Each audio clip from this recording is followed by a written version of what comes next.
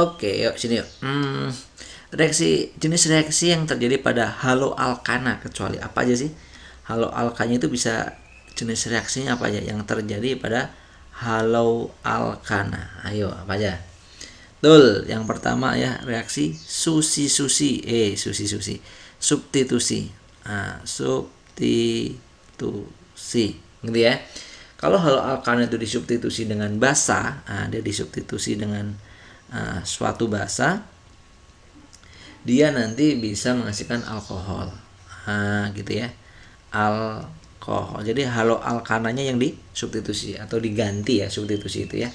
Kalau haloalkanya disubstitusi dengan natrium etoksida, ini bisa disubstitusi dengan natrium etoksida. Natrium etoksida. Apa yang terjadi? Yang terjadi adalah nanti akan menghasilkan apa? Ether.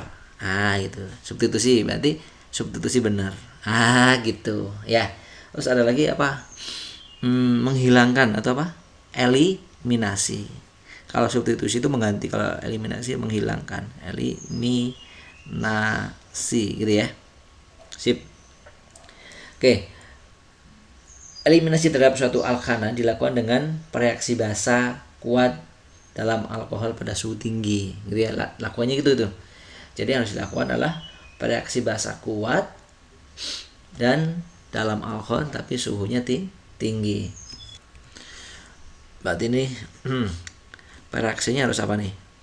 Reaksinya basa kuat. Basa kuat plus suhunya tinggi gitu ya.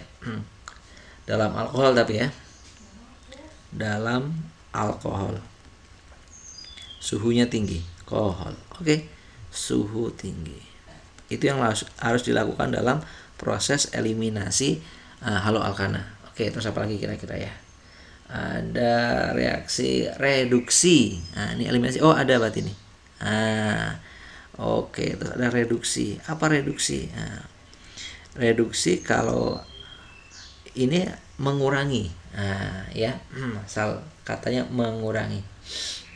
Reaksi haloalkana dengan gas hidrogen atau dihidra akan menghasilkan alkana. Contohnya itu, ya, dia akan direaksikan antara haloalkana dengan gas hidrogen itu menghasilkan dihidrida. Oke, itu contoh ya reduksi. Ini berarti ada. Terus apa lagi? Wurtz, ada nggak Wurtz?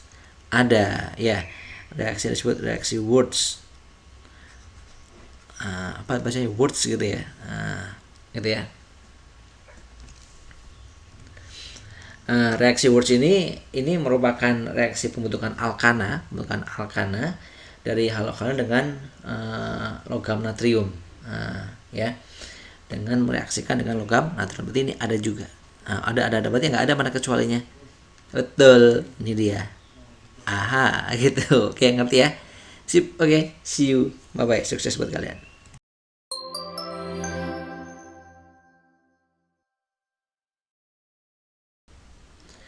Oke, lanjut. Sebutkan yang bukan.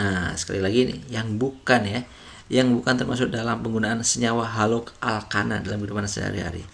Oke, ini banyak kita temui nih haloalkana ini. Jadi polikarbon itu emang kehidupan sehari-hari kita banyak pakai ya. Oke. Contohnya apa?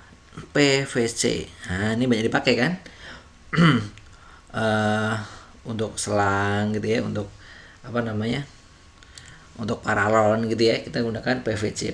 PVC itu singkatan dari polyvinyl klorida. Tapi kalau kalian beli ke toko material, Pak mau beli polyvinyl klorida, dia nggak paham. Tapi kalau beli PVC, insya Allah paham, gitu ya.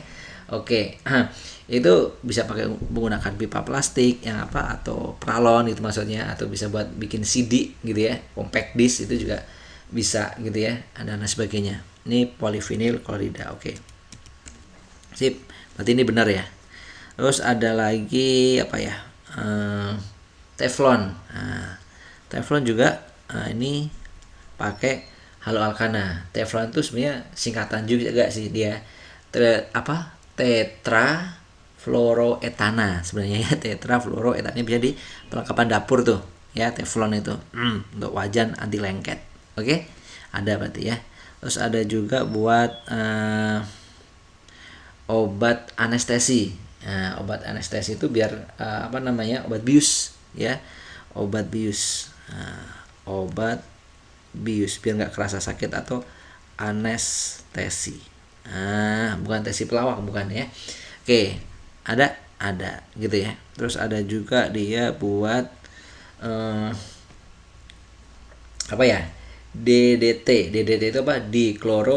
Difenyl trichloroethana ya. Ini DDT itu adalah pestisida atau pestisida. Nah, pestisida ya. Dia untuk membunuh hama biasanya gitu ya.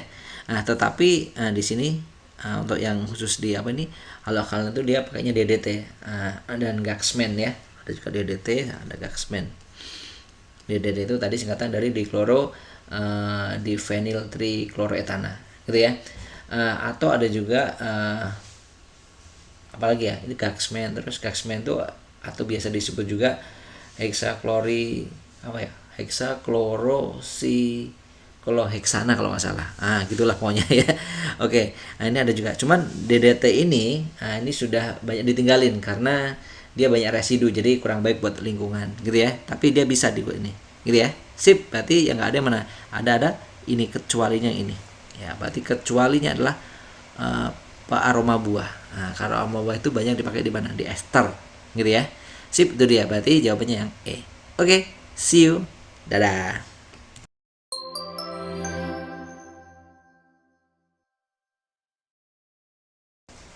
Oke, haloalkana ini bukan haloalkanan ya. Haloalkana memiliki beberapa sifat fisis. Berikut merupakan sebagian sifat fisis dari haloalkana. Jadi ada sifat fisis yang tampak mata atau yang bisa dirasakan, ada yang tidak gitu ya.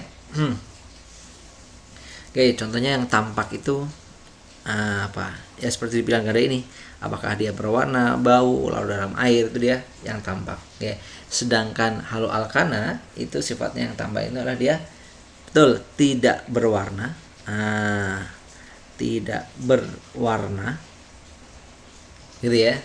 Berarti bening gitu ya. Tidak berbau. Tidak bau. Berarti netral aja ya. Dan sukar larut dalam air. Sukar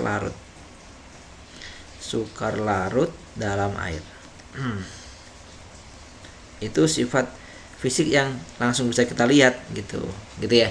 Yang tidak bisa kita lihat ya, atau yang mikroskopis bisa ada juga gitu maksudnya.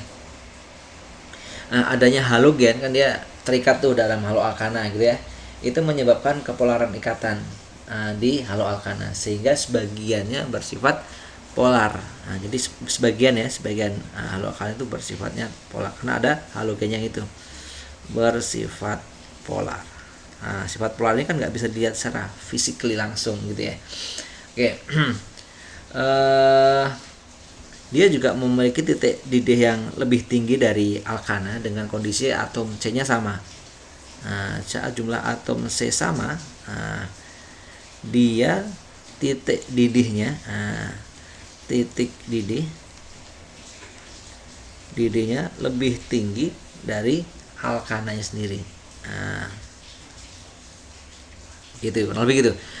Cuma di bidang ganda yang tadi lah sifat fisik yang bisa kita lihat nih atau bisa kita rasakan. Tidak berwarna, betul, tidak bau dan suka larut dalam. Oke, sip nih dia. Langsung ketemu ya. Tidak berwarna, tidak bau dan suka larut dalam air. Cakep. Bisa ya? Insya Allah mudah. Oke, see you. Dadah.